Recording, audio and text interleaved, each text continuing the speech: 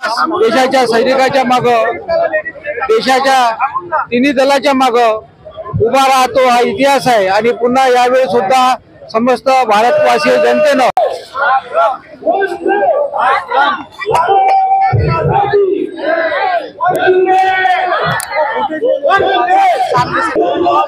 देशासाठी बलिदान करणाऱ्या सैनिकांच्या स्मरणार्थ ही तिरंगा यात्रा, सैनिकांच्या समर्थनार्थ ही तिरंगा यात्रा मोदी सरकारनं जो पाकिस्तानला धडा शिकवला हे दर्शवण्यासाठी की आम्ही सर्व भारतवासी सर्व जातपात धर्म विसरून, सर्व पक्षभेद विसरून सैनिकाच्या मागे, या देशातील तिन्ही दलाच्या मागे या देशातील जनता उभी आहे हे दर्शवण्यासाठी ही तिरंगा यात्रेचं आयोजन करण्यात आलेलं आहे।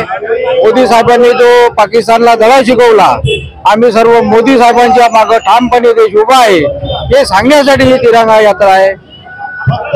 या रॅलीच्या निमित्तानं संदेश एवढाच आहे की देशावर जेव्हा जेव्हा कोणी संकट आलं तेव्हा तेव्हा संपूर्ण देश हा पक्षभेद, जातभेद, धर्मभेद विसरून हा देशाच्या सैनिकाच्या माग, देशाच्या तिन्ही दलाच्या माग उभा राहतो हा इतिहास आहे। आणि पुन्हा यावेळी सुद्धा समस्त भारतवासी जनतेनं हे प्रचंड समर्थन या युद्धजन्य काळामध्ये मोदी सरकारला दिलं, देशाच्या सैनिकाप्रती दिलं।